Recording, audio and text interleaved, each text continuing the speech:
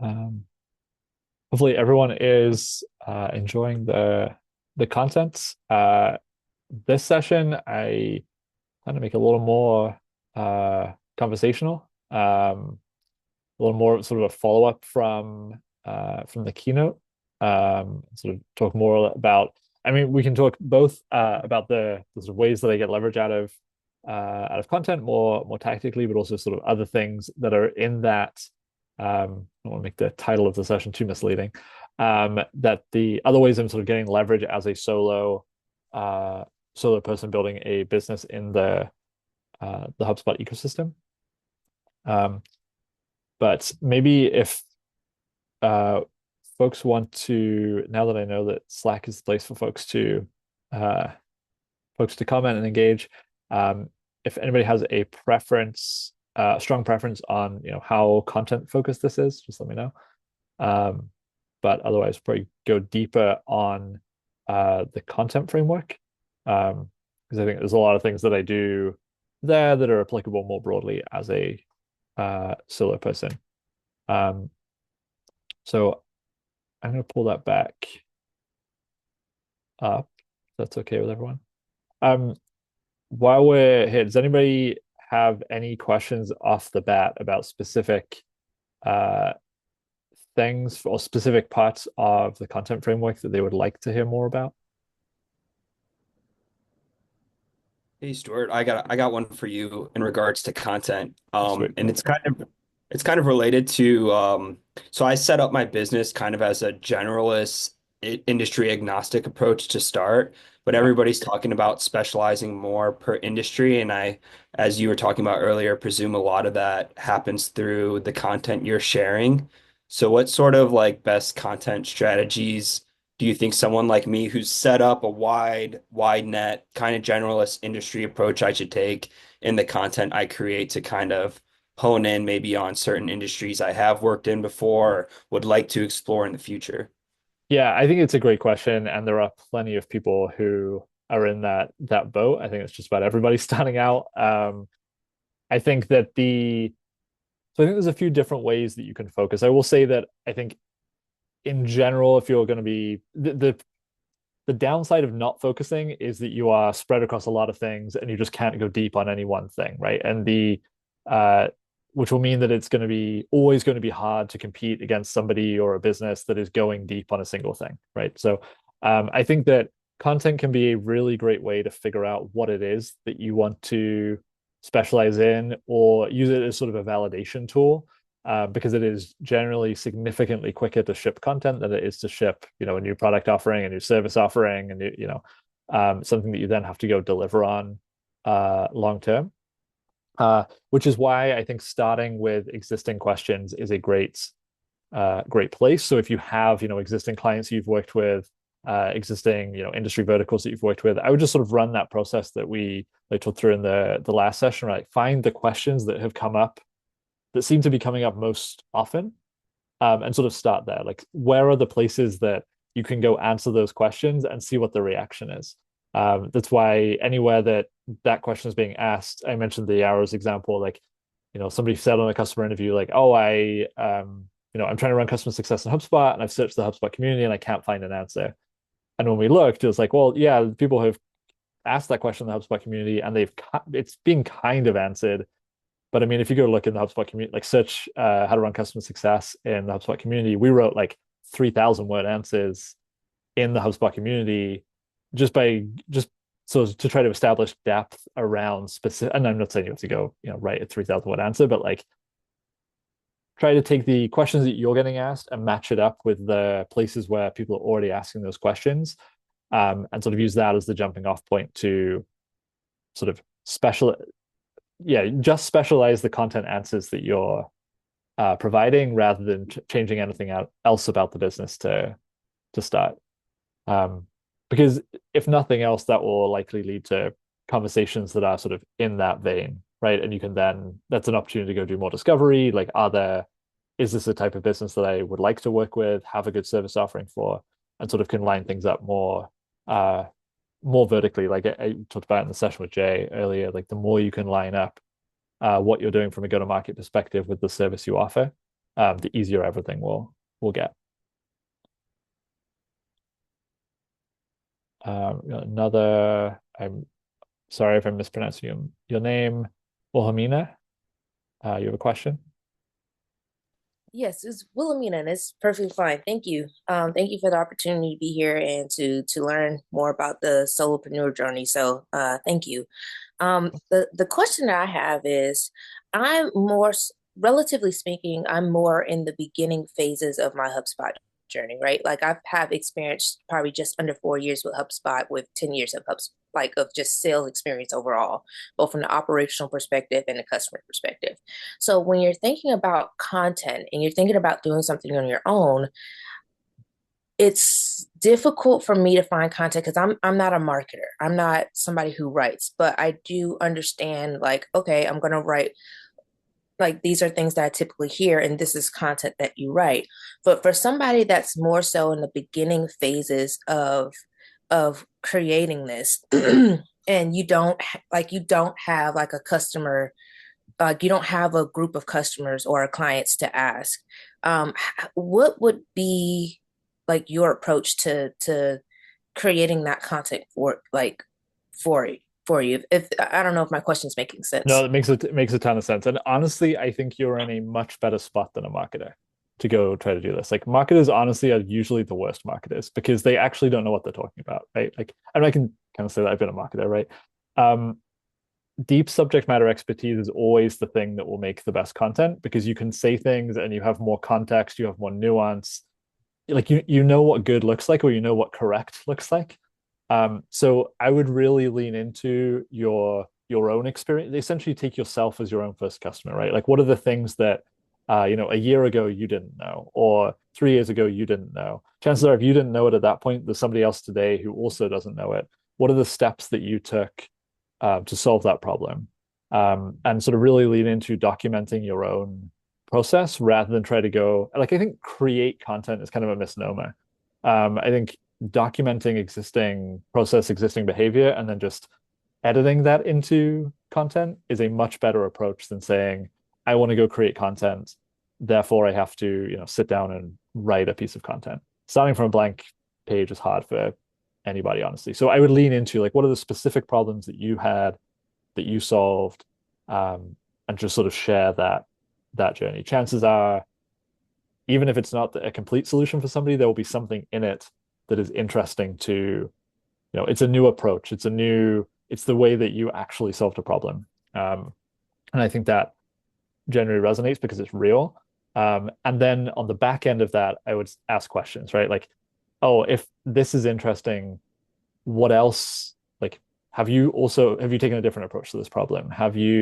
What adjacent problems are there that are related to this one that you may also have experience solving, and then go sort of document your own process around that. So definitely sort of take yourself as your own first customer and interview yourself. Like I really like that technique of, even if you're not interviewing a customer, interview yourself.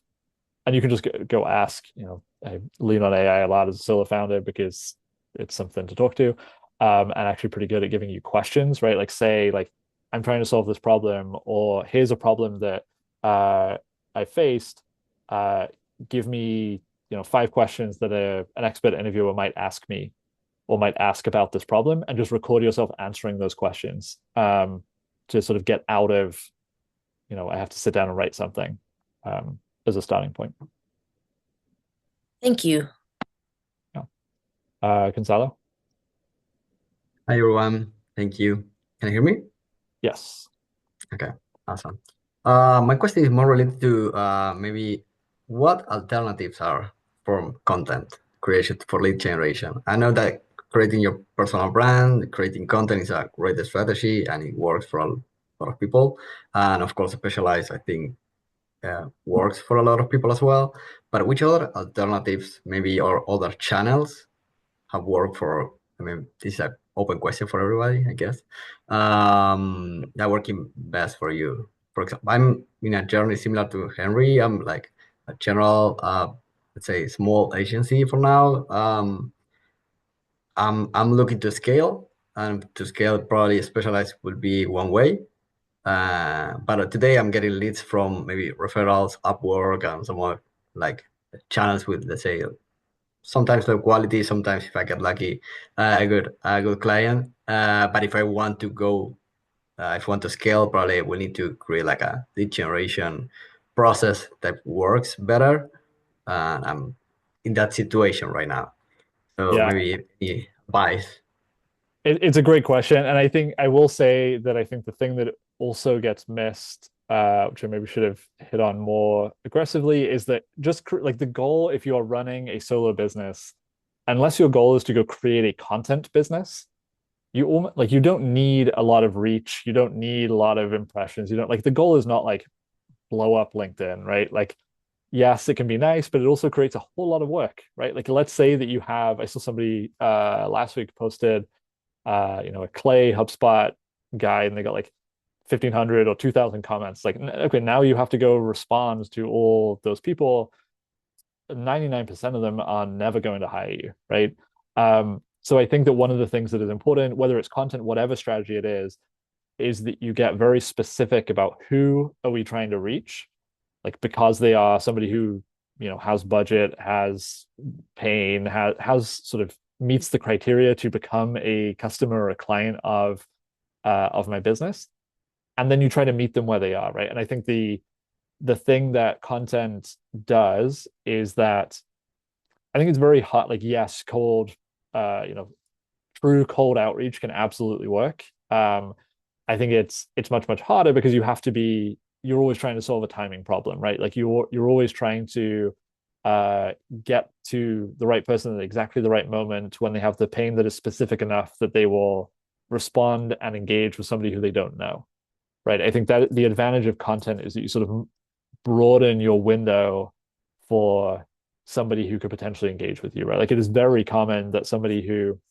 uh saw a piece of content or signed up for the like newsletter or whatever like 2 years ago will suddenly have the problem that you're talking about and then reach out, right? And I think that that's really the advantage of content, of creating content at least, is that it broadens your window. um I think the in-between strategy is to pair creating content with the people that you want to reach, right? Like if nothing, you need something, in my opinion, that gives you a reason to reach out or gives that person uh you know an indication that you're a source that they should trust. But there are absolutely in between ways, from let's just go publish on LinkedIn or whatever channel and try to get people to come to us.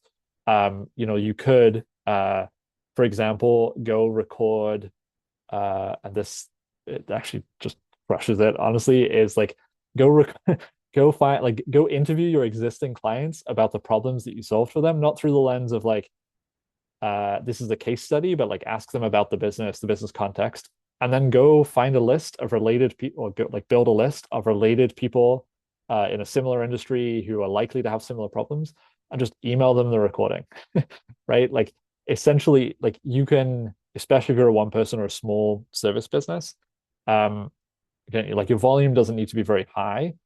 You just need it to be consistent, right? So if you can say, I'm going to reach out to these 10, 20, whatever it is, people a week, and I'm going to send this something that's very high value because I know that they are the right people. And if you can add value early, you can be pretty efficient without creating as much content, right? Like you don't necessarily need to be publishing to LinkedIn every day. You could be recording a 30-minute call with it doesn't even have to be a client, honestly. It could just be somebody who has that same problem. Like focus on your ICP and figure out who that is, to the point where you can say, okay, if they are this type of business, or if they look like this, they likely have this type of problem, which means that it is highly likely that I can help them. Because the thing, and then content is just a piece of this, right? But being relevant to the people that you want to reach is sort of the only way to stand out, right? People get there's so much noise, there's so much stuff that isn't relevant, that you really have to nail the relevancy piece. Yeah, hopefully that's not too rambly of an answer, but I do think that there's an important thing that usually gets missed, which is like, who do we want to see this content? what a content meaning could be anything, right? It could be an email, it could be a post, it could be a answer in a community, whatever. Thank Okay. you. Yeah, we just kind of dove into, for anybody who joined after this, we just kind of dove into questions here. But if anybody has others, happy to chat through them. The Otherwise, we can go back to the framework, which I to open. But I guess one sort of mention that and this has been, I think, talked about in just about every session today, is sort of is focus and building frameworks and things that are repeatable, whether that's it's the way that you deliver a specific service, whether it's the way that you create content, whether it's the way that you sort of focus on the business value and like the way that you interact with stakeholders.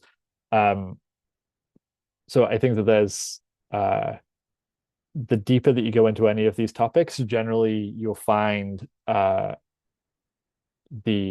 there's sort of I'm showing the wrong tab. You'll find that there's a system that you can build, and I think the same applies to your sort of business. I guess I don't need to show my screen. The same applies to your sort of business operating system as a solopreneur. I think that that's one thing that I know has really helped me. I've been a little scattered to start. I'm sort of a relatively scattered person. But one thing that has really helped me as sort of somebody who's solo is getting very specific around like, this is the goal that we're trying to accomplish, and then this is the process that we're going to sort of check the boxes on this process to get to that point. Because I think that the thing that can be hard when you're solo is that it's very easy to get in there like, well, this is the thing that I'm doing, and there's nobody to sort of check like, is this the right thing that I should be doing? Is this the right track that I should be following? So I think finding ways to always be building feedback loops into what you're doing is incredibly important, whether it's content or whatever else. One of the things that has been helpful for me, and I think Jay kind of mentioned this, I'm very curious to see his system for this actually, because it might be similar. But one of the things that I found helpful is creating, and there's lots of other talks on AI, but like essentially creating a project for every sort of function of the business in whatever LLM of choice you use, or have consider using, as a way to build context for a thing that you don't have, sort of doesn't have your full attention, right? So one of the things, like I have like a project that is a project manager, right? Essentially you can dump like, here's all the call recordings from client meetings. Here's to-dos that are on the business side. Like keep this organized and let me know like, here's the things that should probably be a priority. Same thing for like your go-to-market motion, right? Like if you have a process around like, this is whether it's content that you're creating, folks that you're reaching out to, here is the project status of that particular track, and here are the things that I think using that as a tool to ask to force you to answer questions or force you to sort of justify why you're doing a specific thing can be really impactful.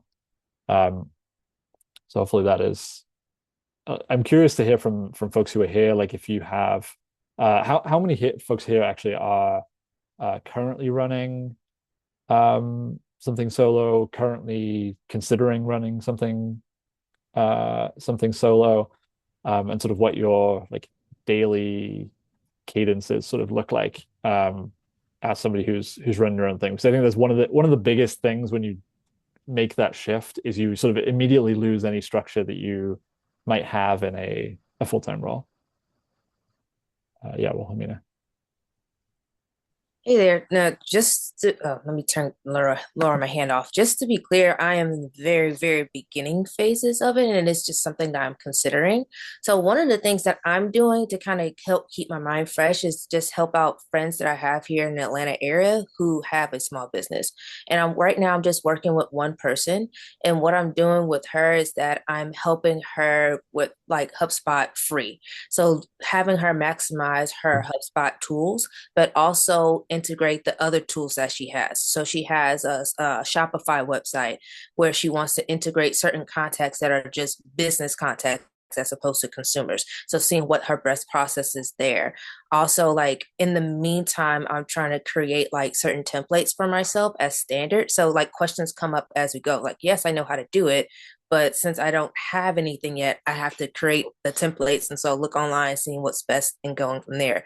Doing like really, really basic things like creating her email signature and using the HubSpot free tool for that. So for me, I'm going through and seeing how can a small business maximize their free tools.